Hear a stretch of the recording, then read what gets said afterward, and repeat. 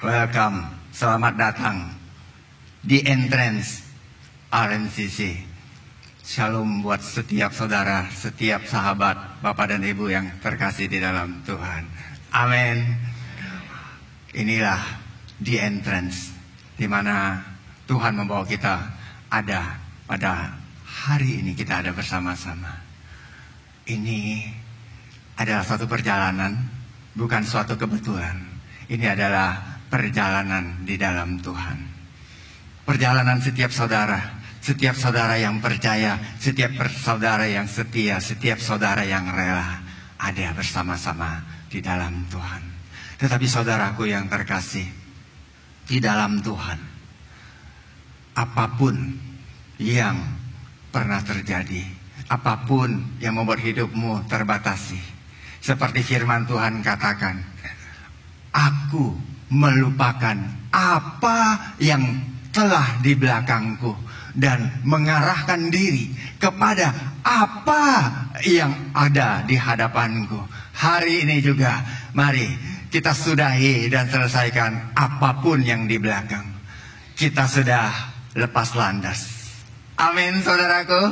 We are taking off. Kita sudah ada bersama-sama di dalam kasih karunia Tuhan. Ya, pastikan orang di sebelahmu katakan ada kasih karunia. Kita ada di dalam kasih karunia Tuhan. Tetapi sekali lagi, ini adalah awal dari perjalanan. Ini adalah awal yang baru. Fase yang baru. Ini kita belum berhenti. Kita perlu kembali fokus, berlari kepada apa yang ada di hadapan untuk terus mendapatkan apa yang ada di hadapan, yaitu panggilan surgawi. Amin saudaraku. Ada panggilan surgawi. Fokus kepada tujuan dari panggilan surgawi. Kita tidak berhenti di tempat ini, tetapi tempat ini menjadi fase yang baru. New step, miles, menjadi batu loncatan yang baru untuk apa yang Tuhan sediakan ke depan untuk setiap saudara. Setiap saudara. Amin saudaraku. Tuhan menyediakan banyak. Saudara, demikian juga saudaraku. Ini di entrance. Ini nama tempat. Ini juga menjadi kasih karunia buat kita. Ini adalah kasih karunia. Kasih karunia saudaraku. Firman Tuhan berkata demikian.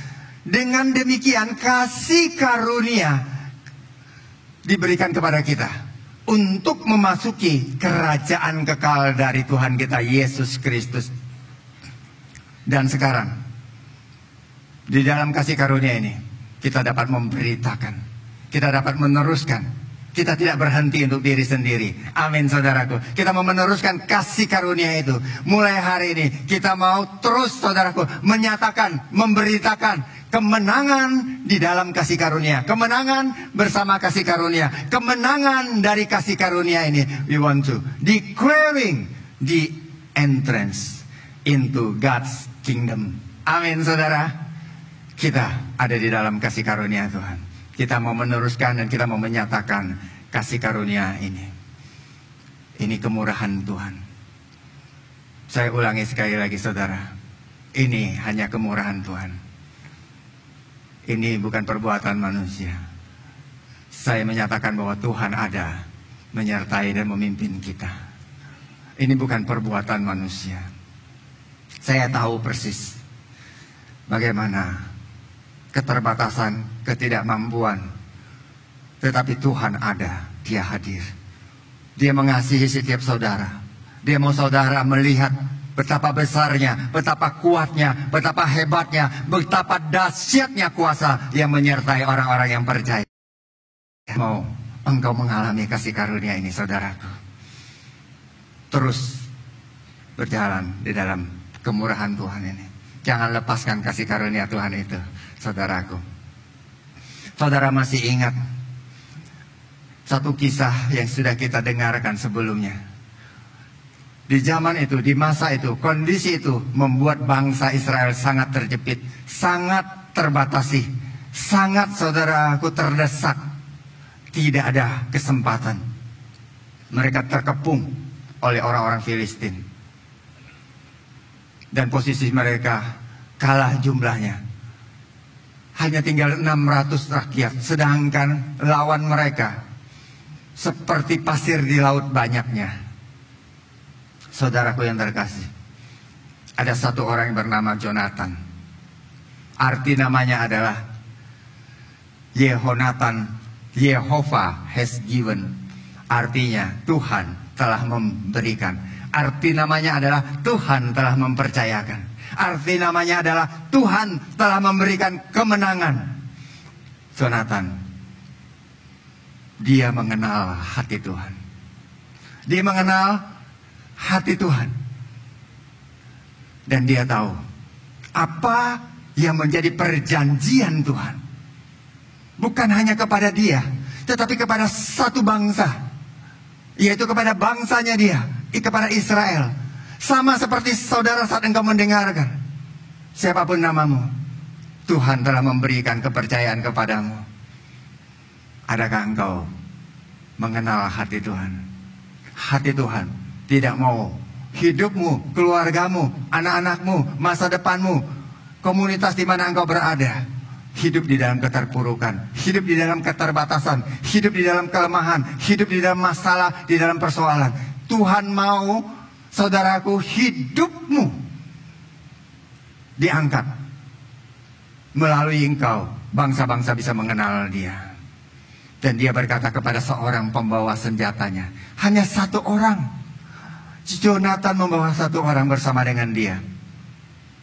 Dan dia berkata demikian, bagi Tuhan, tidak sukar untuk menolong, baik dengan banyak orang maupun dengan sedikit orang.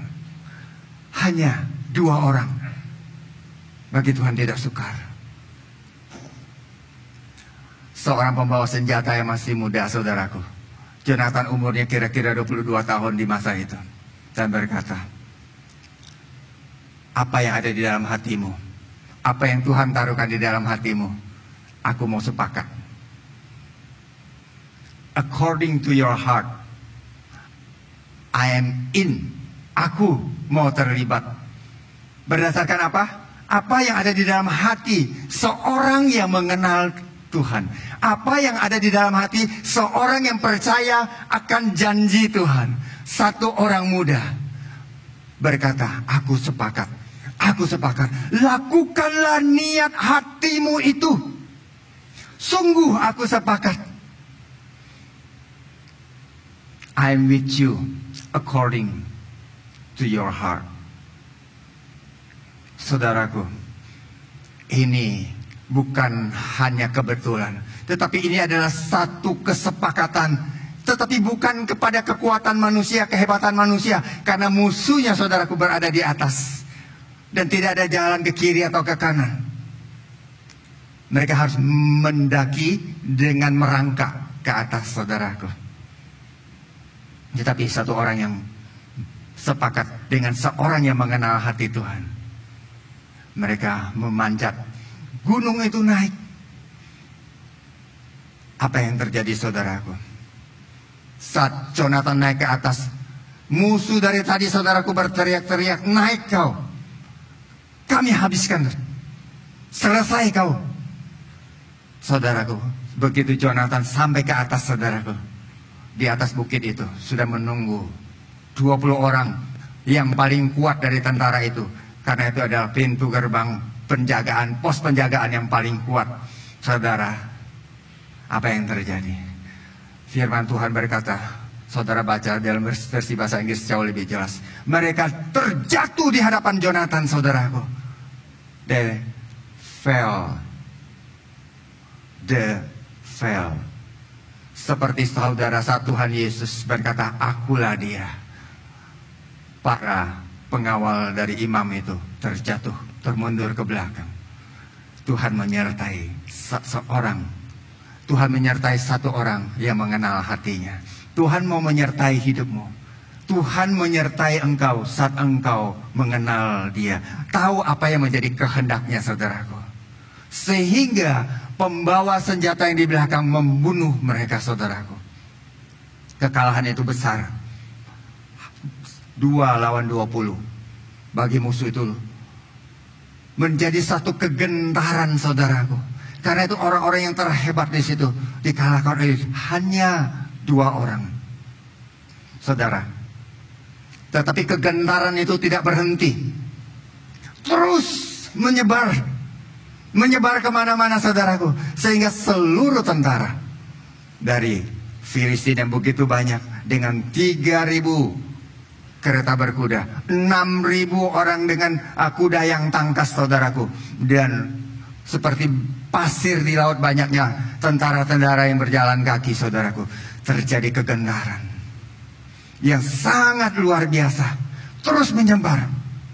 Ternyata Tuhan memakai 1 orang, ditambah dengan 1 orang, 1 orang yang mengenal hatinya. Apakah engkau mau menjadi 1 orang yang bersepakat dengan seorang yang mengenal hati Tuhan? Seorang yang rindu Tuhan dikenal oleh bangsa-bangsa. Seorang yang mau membawa pengenalan akan Bapa terjadi untuk bangsa-bangsa. Sehingga orang-orang ini yang mengenal, mereka hidupnya bukan hanya diubahkan.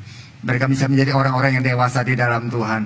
Dan orang-orang yang menyatakan kehidupan Tuhan, menyatakan kesembuhan, saudaraku. Ada kuasa Tuhan. Menyatakan kebenaran, saudaraku. Firman Tuhan yang memerdekakan semua keterikatan. Menyatakan, saudaraku, kasih sayang, penerimaan yang ajaib dari Tuhan. Tuhan mau memakai hidupmu. Tuhan mau memakai engkau. Jadilah seorang yang bersepakat dengan seorang yang mengenal hati Tuhan. Bersepakat di dalam komunitas dengan orang yang mengenal hati Tuhan. Amin, saudaraku. Bersepakat bersama-sama. Tetapi sekarang saya bertanya, saudaraku, mengapa Jonathan hanya bersama dengan seorang pembawa senjata dapat mengalahkan 20 orang? Apa yang terjadi? Kita sudah tahu itu penyertaan Tuhan. Dan kita tahu dikatakan ada ketakutan yang luar biasa. Elohim Karadah di dalam bahasa Ibrani, yang berarti the fear of God. Ketakutan yang luar biasa yang datang dari Tuhan melanda orang-orang Filistin, saudaraku. Kenapa itu bisa terjadi, saudaraku? Saya percaya hanya satu. Karena dalam hal itu Jonathan adalah orang Israel yang menerima janji Tuhan. Hanya Israel, keturunan Yakub, dari keturunan Ishak, dari keturunan Abraham, saudaraku. Yakub, Israel yang mendapat janji Tuhan. Kalau dia dari bangsa lain di zaman itu, dia tidak akan pernah bisa berkata dengan sedikit orang Tuhan bisa menolong. Karena dia memegang perjanjian yang Tuhan sudah taruhkan. Apa yang saya maksudkan, saudara, saat engkau mendengar ini, Tuhan, dia sudah membuat perjanjian dengan engkau melalui Yesus. Sehingga saat engkau percaya perjanjian Tuhan itu, saudaraku, dengan Yesus itu terjadi di dalam hidupmu. Apapun yang dia janjikan, saudaraku, dengan Yesus perjanjiannya dibuat. Bukan lagi dengan yang lain, manusia yang terbatas. Saya ulangi, Tuhan buat perjanjian di Taman Eden bersama dengan Adam. Tetapi Adam yang gagal, manusia yang gagal. Tuhan buat perjanjian dengan Nuh, saudaraku. Tetapi terjadi kegagalan lagi. Tuhan buat perjanjian lagi, saudaraku, dengan Abraham, dengan keturunannya, sampai kepada Musa, dan bangsa itu gagal, saudaraku. Selalu yang gagal di pihak manusia. Sampai Tuhan membuat perjanjian dengan Yesus. Yesus tidak pernah gagal. Sehingga, saudaraku, kepercayaanmu kepada Yesus akan janji Tuhan buat hidupmu sah dan tidak dapat dibatalkan. Amin, saudara. Inilah perjanjian Tuhan buat kita, bukan hanya buat Israel. Sekarang saudara tahu apa yang menjadi dasar dari kemenangan, apa yang menjadi dasar dari kemenangan bangsa Israel, apa yang menjadi dasar kemenangan kita. Apa itu saudaraku? Saat bangsa itu keluar dari Mesir, bangsa Israel saudaraku, Musa memimpin mereka. Saudara, tentara Mesir dengan segenap kekuatannya terus mengejar, sampai mereka berhadapan dengan laut di hadapan. Dan tidak ada jalan lagi. Apa yang terjadi? Orang Israel ketakutan, tetapi Tuhan berbicara kepada Musa. Sampaikan kepada bangsa itu, katakan kepada mereka demikian, Tuhan, aku akan berperang untuk kamu, dan kamu akan diam saja. Luar biasa saudaraku. Yehovah lakam karos. Lakam itu makanan saudaraku. Tuhan berkata, itu urusanku, itu pekerjaanku, itu makananku. Karas, kamu penuh dengan damai saja. Saat saya menyampaikan firman ini, saya teringat bagaimana Tuhan menyertai, bagaimana Tuhan memimpin di dalam kondisi-kondisi yang rasanya tidak mungkin, yang rasanya saudaraku saat itu terjadi tidak berani membayangkan apapun. Tetapi saya menyimpan janji Tuhan, karena Tuhan hanya perlu satu orang percaya kepada janjinya, dan ada orang yang bersepakat dengan dia. Atas dasar itu saudaraku, bangsa Israel yang terhalang oleh laut, laut itu terbuka menjadi jalan yang kering bagi mereka menyeberang. Sehingga saudaraku, di dalam Keluaran pasal 19 Tuhan berkata, ayat yang keempat, kamu sendiri telah melihat apa yang kulakukan. Aku telah menuntun membawamu keluar, mendukung kamu di atas sayap Raja Wali. Tuhan mengerjakan itu. Saat kita ada bersama-sama hari ini, lihat, Tuhan sedang menuntun, sedang memimpin hidupmu. Bukan hanya pribadi, bahkan secara korporat, secara bersama-sama di dalam komunitas. Bukan hanya satu komunitas, tetapi terus menyebar saudaraku, terus menyebar kegendaran dari pihak dunia kegelapan. Ingat, musuh kita adalah tipu daya dan segala kejahatan yang sumbernya adalah dari iblis, bukan manusia. Ada kegendaran. Engkau percaya janji Tuhan, engkau pegang janji Tuhan. Lihat, Tuhan sudah membukakan jalan buat kita. Sehingga Tuhan berkata demikian. Hari ini ya, di dalam ayat yang 5, ini ayat kasih karunia saudaraku, dikatakan demikian. Jika sekarang kamu sungguh-sungguh mendengarkan firmanku.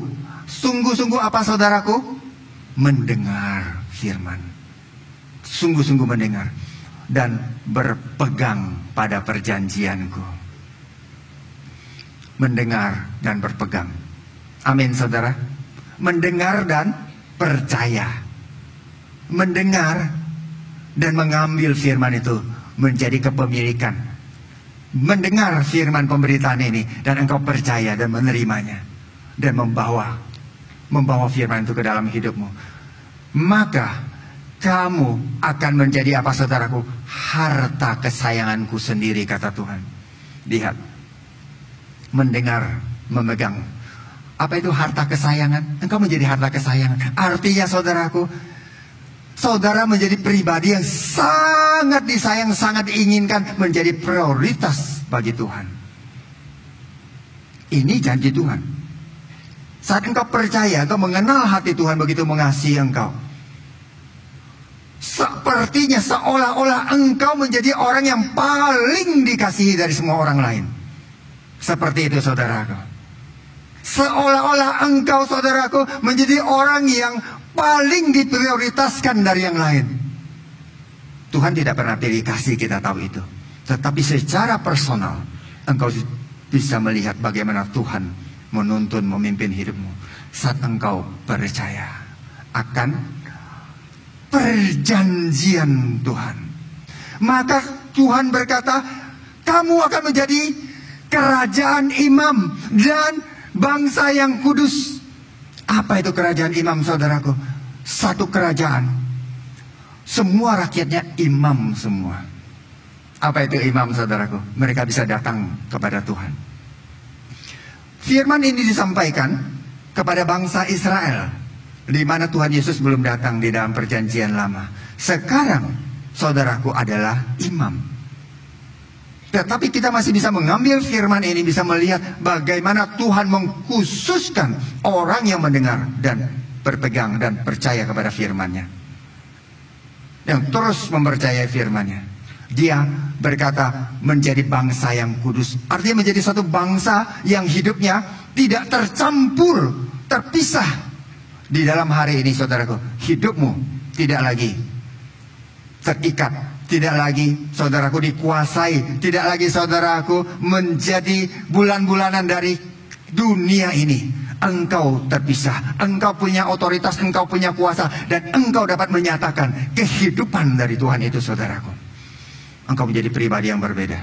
Anak-anak muda, orang-orang muda, ya, anak-anak remaja, hidupmu menjadi anak-anak orang-orang yang berbeda. Amin. Engkau bisa hidup di dalam kekudusan yang Tuhan berikan. Engkau bisa menjadi anak-anak yang bisa melihat visi panggilan Tuhan. Sama seperti seorang muda, seorang Yusuf, yang dari mudanya dia bisa melihat Tuhan memanggil hidupnya dia, dan Tuhan mengkhususkan dia. Engkau dapat dibangkitkan saat engkau percaya dan mendengar janji Tuhan ini. Engkau menjadi pribadi yang berbeda. Dengar orang-orang yang sudah usianya tinggi, saudaraku, jangan takut. Tuhan akan memakai engkau. Sama seperti seorang yang bernama Kaleb, saudara. Dia berumur 85 tahun. Dan dia berkata, dengar, aku masih sama kuat saat 40 tahun yang lalu. Masih sama. Sanggup memegang pedang, keluar dan masuk. Saudara, berapa usiamu hari ini? Pegang perjanjian Tuhan. Dengarkan apa yang menjadi janji Tuhan. Tuhan mau memakai hidupmu, saudaraku. Engkau tidak menjadi lemah, tapi engkau juga tidak menjadi terlalu muda untuk tidak bisa dipakai oleh Tuhan. Tuhan menjadikan engkau pribadi yang terpisah hidupnya. Kalau engkau mau memberitakan dan meneruskan kasih karunia, engkau memegang, menerima kasih karunia Tuhan. Saudaraku, paling penting hari ini, hold fast God's covenant. Pegang teguh, saudaraku, perjanjian Tuhan. Perjanjian Tuhan kepada siapa, saudaraku? Kepada Yesus, tetapi untuk saudara. Bukan perjanjian Tuhan bersama dengan saudara, tetapi perjanjian Tuhan kepada Yesus yang tidak pernah gagal, yang sudah selesai itu. Dan semuanya perjanjian itu, saudaraku, Yesus yang sudah selesaikan, genapkan. Dia sudah sahkan. Dan itu diserahkan kepada saudara. Kasih karunia ini, saudaraku, menjadi kepemilikan saudara. Mulai hari ini, lihat, Tuhan menjadikan engkau bangsa yang kudus, yang terpilih. Dan engkau adalah umat pilihannya Tuhan. Engkau adalah umat pilihannya Tuhan. Engkau adalah Israel secara rohani, saudaraku, yang memegang teguh setiap perjanjian Tuhan untuk hidupmu. Amin, saudaraku. Tuhan menjadikan engkau umat pilihan. Tuhan memisahkan hidupmu karena Yesus. Sehingga kemenangan yang diberikan kepada Jonathan dan kepada pembawa senjatanya, saudaraku, itu bukan menjadi satu cerita atau satu bagian dari firman Tuhan, tetapi itu menjadi kehidupan Kristus yang nyata di dalam hidupmu. Kemenangan itu menjadi kepemilikan hidupmu, saudaraku. Sedang apa yang melanda hidupmu? Ada apa yang sedang terjadi dalam hidupmu, saudaraku? Kemenangan itu sudah diberikan buat engkau. Amin. Tuhan memberikan kemenangan itu buat engkau.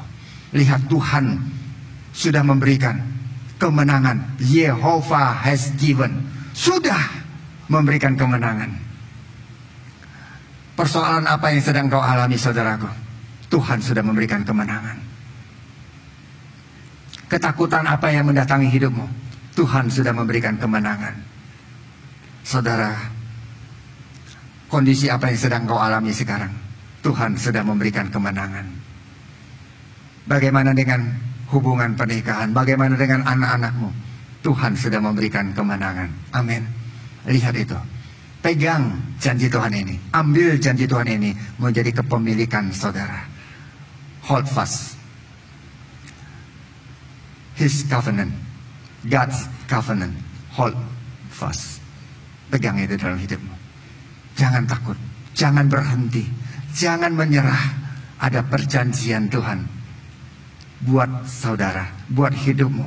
Perjanjian yang tidak dapat dibatalkan, karena perjanjian yang dibuat, ditandatangani, disahkan. Yesus adalah satu pihak yang sudah menggenapinya dan memberikannya kepada setiap saudara yang percaya. Inilah kita di entrance RNCC, orang yang percaya bahwa Tuhan menyertai bukan dengan perbuatan, bukan dengan kekuatan, tetapi hanya berdasarkan kasih karunia. Kasih karunia di dalam Yesus. Kasih karunia karena mengenal hati Bapa buat bangsa-bangsa. Kasih karunia karena percaya hati Bapa untuk bangsa-bangsa. Kasih karunia karena percaya Tuhan mengasihi semua orang. Kasih karunia karena percaya Tuhan mau memakai hidup satu orang dan diteruskan kepada banyak orang untuk mengasihi bangsa-bangsa. Sampai kepada engkau, saudaraku. Engkau adalah orangnya. Engkau orang yang dibawa kepada terang, sehingga engkau bisa melihat dengan jelas bagaimana Tuhan ada menuntun dan memimpin. Engkau adalah orang yang dibawa keluar dari kegelapan kepada terang. Sekarang terbukalah matamu, saudaraku, bisa melihat engkau adalah orang yang dipanggil dan yang dipilih oleh Tuhan. Amin, saudaraku. Inilah kasih karunia. Kita semua dikatakan telah menerima kasih karunia demi kasih karunia. Yohanes menuliskan ini di dalam pasal yang pertama dan ayat 16-17, saudaraku. Kita semua, amin, kita semua adalah orang yang telah menerima kasih karunia demi kasih karunia. Bukan, saudaraku, tuntutan, masalah, persoalan, tetapi kasih karunia, jalan keluar, kemurahan, kemudahan di dalam Tuhan, pimpinan. Ada persoalan, tetapi ada kasih karunia yang jauh lebih besar. Ambil itu, saudaraku. Ada masalah, tetapi ada penyertaan yang lebih kuat, saudaraku. Dikatakan demikian. Tetapi kasih karunia datang dari Yesus. Sah. Bukan datang dari hukum, bukan datang dari Musa. Menarik ya, saudaraku. Tetapi, saudaraku, hukum Taurat itu turun melalui Musa. Terus, saudara, untuk apa Tuhan memberikan hukum Taurat? Untuk apa ada hukum Taurat diberikan? Sehingga banyak orang-orang hidup di dalam masalah dan persoalan, saudaraku. Apa itu? Karena firman Tuhan berkata seperti ini. Justru agar engkau tahu apa? Bahwa engkau tidak sanggup. Saat engkau melihat dirimu, engkau tidak mampu melakukannya. Saat engkau gagal, engkau tahu bahwa engkau bukan pribadi yang kuat. Karena ada tuntutan, ada hukum, ada standar. Sehingga engkau tahu, engkau suka gagal. Engkau tahu bahwa engkau sering gagal, maksudnya. Engkau sering tidak mampu. Tetapi masih ada kasih karunia. Engkau tahu bahwa engkau tidak bisa sendirian. Tetapi masih ada kasih karunia. Engkau tahu engkau sering jatuh kepada perkataan-perkataan yang tidak baik. Keinginan-keinginan yang jahat. Tetapi ada kasih karunia. Hukum Taurat itu diberikan ditambahkan supaya pelanggaran menjadi semakin banyak. Bukan Tuhan mau melihat pelanggarannya, agar orang paham bahwa memang tanpa kasih semua orang tuh gagal. Nah, disitulah kita hari ini bisa menyadari bahwa kasih karunia ini menjadi apa? Berlimpah-limpah untuk kita, saudaraku.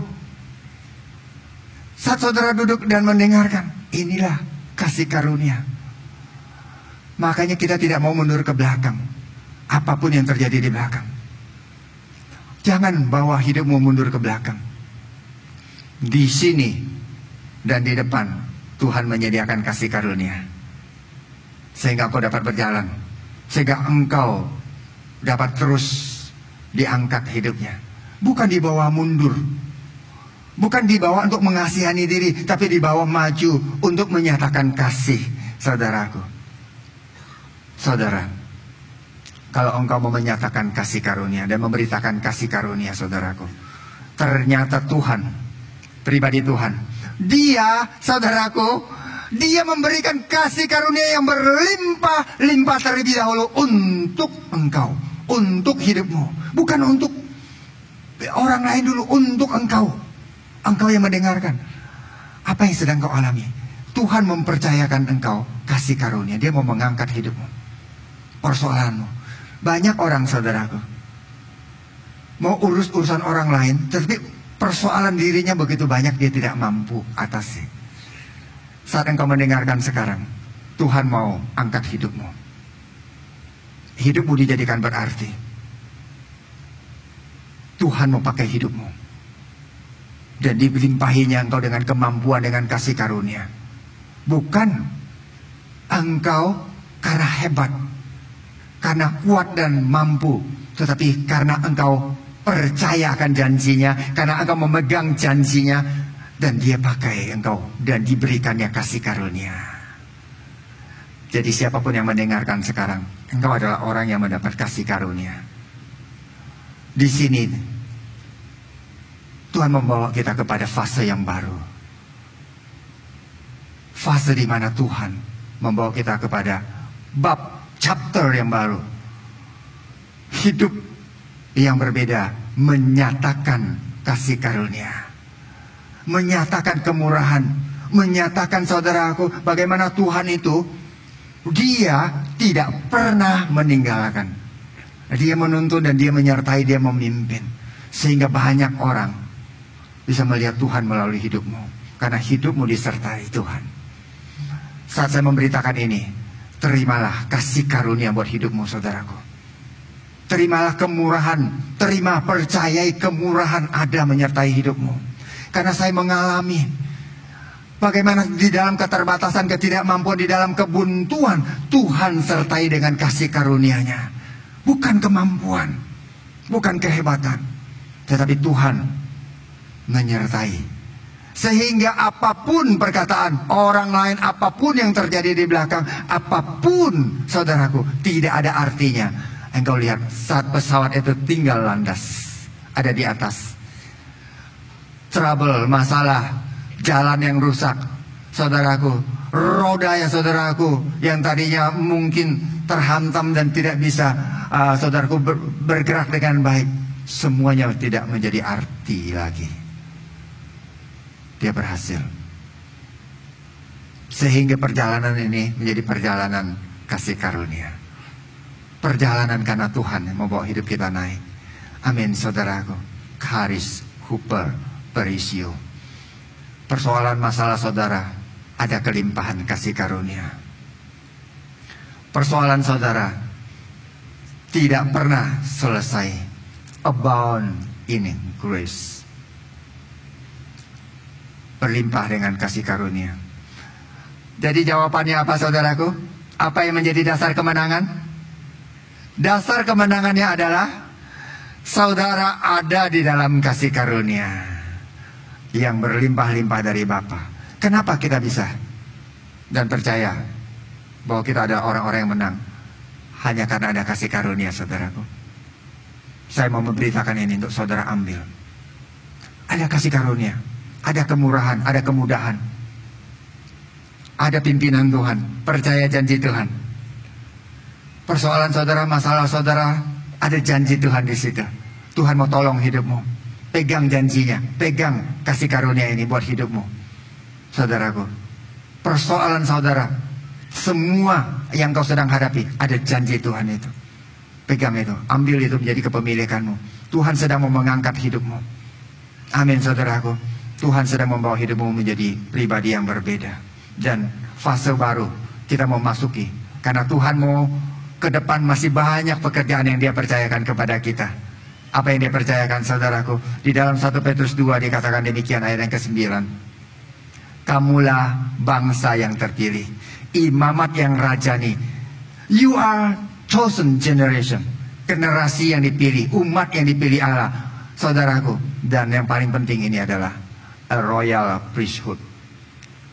Imam yang berkerajaan, imam yang berotoritas raja. Ini saudara. Di dalam kasih karunia, Tuhan tidak hanya mau berhenti di dalam hidupmu seperti hari ini, tetapi Tuhan membawa kita terbang untuk apa saudaraku? Menjadi imam bagi bangsa-bangsa yang belum mengenal Dia. Itu maksudnya saudaraku. Kita adalah generasi yang dipilih Tuhan. Orang-orang yang dipilih Tuhan. Chosen generation. Engkau yang mendengarkan, engkau dipilih Tuhan.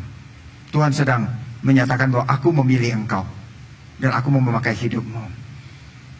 Bukan seperti apa yang kau inginkan, bahkan jauh lebih besar. Yang engkau tidak pernah tahu, Tuhan mau lakukan itu terhadap hidupmu. Tuhan memakai engkau buat bangsa-bangsa saudaraku. Menjadi bangsa yang terpisah, yang kudus. Menjadi umat Allah, umat kepunyaan Allah sendiri. Itu engkau. Dikhususkan saudaraku. Begitu spesial hidupmu hari ini. Tuhan mau menyatakan ini.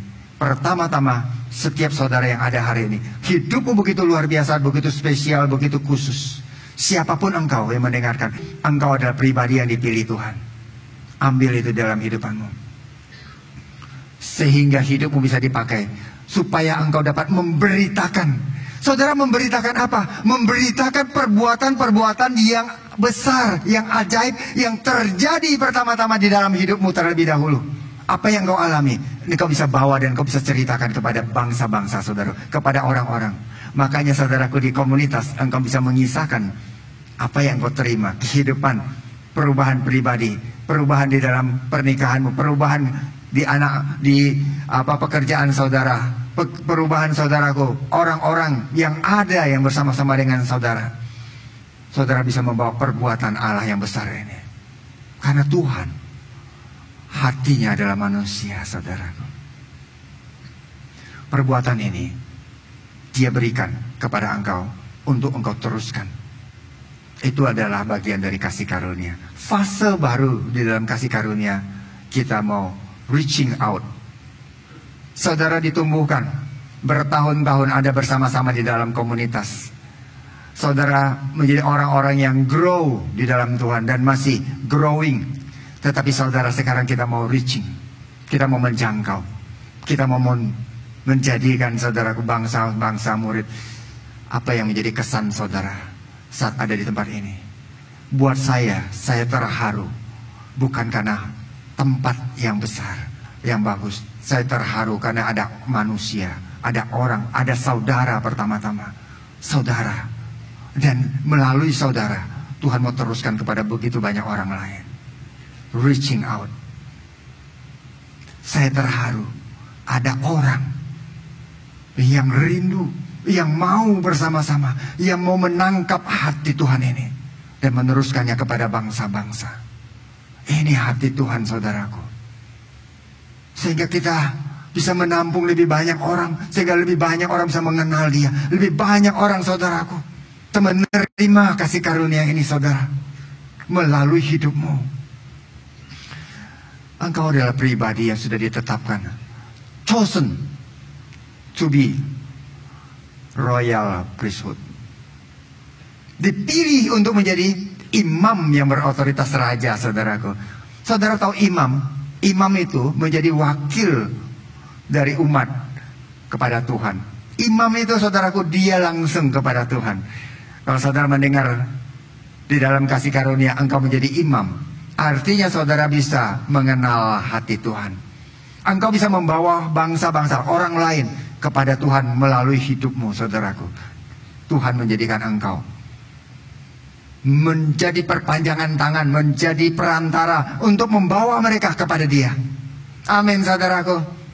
Tuhan mengangkat hidupmu. Betapa berharganya hidupmu, saudaraku. Itulah pilihan Tuhan. Pilihan Tuhan buat hidupmu. Pilihan Tuhan, saudaraku, menjadikan engkau seorang imam yang mempunyai otoritas raja. Saudara mau membaca itu, saudaraku, katakan, saya telah dipilih dan ditentukan. 2, 3. Saya telah dipilih dan ditentukan menjadi imam yang berotoritas raja, yang berhak mengalami dan memberitakan kerajaan Allah bagi bangsa-bangsa. Amin, saudaraku. Saudara menerima hak untuk menerima dan meneruskannya kepada bangsa-bangsa. Pakai itu, saudaraku. Chosen generation, umat yang dipilih. Saudara, dari semua itu, ini hati Tuhan personal buat saudara. Dia janjikan lagi, Dia teguhkan lagi, Dia kuatkan lagi, saudaraku. Saat saya membaca di dalam Yesaya pasal 49, saudaraku, saya bacakan di dalam ayat ke-8, beginilah firman Tuhan. Dikatakan ayat yang ke-9, untuk mengatakan kepada orang-orang yang terkurung, keluarlah. Kepada orang-orang yang di dalam gelap, tampillah di sepanjang jalan mereka. Mereka itu, saudaraku, dikatakan seperti domba yang tidak pernah kekurangan rumput. Dan di segala bukit yang tadinya gundul, saudaraku, penuh dengan rumput. Saudara, ini janji Tuhan. Sepanjang jalan hidupmu, kalau domba, rumput itu artinya apa? Penuh dengan makanan, penuh dengan penyediaan, penuh, saudaraku, berlimpah-limpah. Saat firman ini ditaruhkan bahwa Tuhan mau memakai hidupmu untuk keluar memberitakan Injil, untuk meneruskan kasih karunia, Tuhan berkata, aku mau teguhkan mereka, sampaikan bahwa aku menyediakan semua yang mereka butuhkan. Itu janji Tuhan. Tuhan berkata, sepanjang jalan mereka, Dia mau sediakan. Agar orang-orang itu tahu, agar umatku tahu, agar saudara tahu bahwa Tuhan itu adalah Allah yang menyertai, Bapa yang setia, Bapa yang berkemurahan, Bapa yang terus-menerus memperhatikan hidupmu. Dia mau menyertai hidupmu. Dia tidak hanya memerintahkan dan menaruhkan sesuatu. Ternyata, saudaraku, Tuhan pertama-tama terus-menerus memperhatikan hidupmu. Pakai kasih karunia itu, saudaraku. Tuhan mau menyertai hidupmu lebih lagi. Di dalam ayat ke-10 dikatakan demikian. Sebab penyayang mereka akan memimpin mereka. Penyayangmu, saudaraku, Tuhan akan memimpin hidupmu. Dan akan menuntun engkau ke dekat sumber-sumber air. Engkau tidak mengalami haus. Engkau mengalami kehidupan Tuhan terus-menerus. Engkau disegarkan terus-menerus. Tuhan janji hidupmu akan senantiasa mengalami kesegaran. Akan mengalami, saudaraku, kasih karunia yang menguatkan. Kasih karunia membuat hidupmu, saudaraku, teguh dan kuat berjalan. Dan engkau menjadi orang yang muda, segar. Amin, saudaraku. Tuhan janjikan itu buat hidupmu. Tuhan berikan itu kepada engkau, saudaraku. Dan yang buat saya yang personal, Tuhan berkata, lihat, ada orang, saudaraku, yang datang dari jauh. Saat engkau duduk di sini, lihat tempat ini, saudaraku. Tempat ini besar. Saudara, ini satu kali, saudaraku, ada multiplikasi. Sebelumnya kecil, saudaraku. Sekarang 2 kalinya. Dan 2 kalinya, saudaraku, diisi. Saudara bisa melihat, kita masih bisa buat ibadah 2 jam lagi, masih bisa saudaraku. Masih bisa banyak orang yang ditampung. Lihatlah. Ada orang yang datang dari jauh. Lihat saudaraku, ada orang-orang, mereka yang masih belum menemukan jalan. Lihatlah. Ada orang dari mana saudaraku? Dari utara. Lihat utara. Ada orang dari barat saudaraku. Ada orang dari timur. Ada orang dari selatan.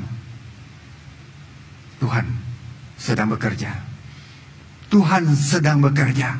Justru dimulai hari ini melalui engkau yang mau menerima kasih karunia itu. Jadi engkau akan melihat, ternyata saudara, engkau dilibatkan di dalam pekerjaan Tuhan yang begitu besar, begitu dahsyat saudaraku. Lihatlah orang yang datang dari jauh. Buka hatimu, perluas pandangan saudara. Ini visi Tuhan. Dia berikan, dia percayakan buat engkau saudaraku. Tuhan memakai hidupmu menjadi orang yang meneruskan. Itulah chosen generation, umat pilihan Tuhan. Inilah umat yang kudus, yang hidupnya saudaraku bukan hanya terpisah, tetapi mempunyai visi yang begitu jelas di dalam kehidupannya. Dia membawa kasih karunia kepada begitu banyak orang lain saudaraku. Dan diteguhkan saat Paulus menulis surat kepada orang-orang di Korintus saudara. Dia menulis di dalam 2 Korintus pasal yang ke-6. Dikatakan ayat yang kedua, dia simpulkan, sesungguhnya waktu ini adalah waktu perkenanan itu. Karena Yesaya pasal 49 menulis bahwa ini adalah perkenanan. Dan sampai tiba hari ini, waktu ini adalah waktu perkenanan. Di sini, at the entrance, ini adalah tempat di mana Tuhan menyatakan perkenanannya. Bukan hanya buat saudara dan saya, tetapi buat bangsa-bangsa. Dan akan diteruskan dan diteruskan lagi. Amin saudaraku. Sesungguhnya hari ini juga adalah hari penyelamatan. Mulai hari ini. Katakan mulai hari ini. Mulai hari ini menjadi hari penyelamatan bagi bangsa-bangsa. Lebih lagi saudaraku. Tuhan sedang mengerjakan ini. Tuhan sedang meneruskan ini.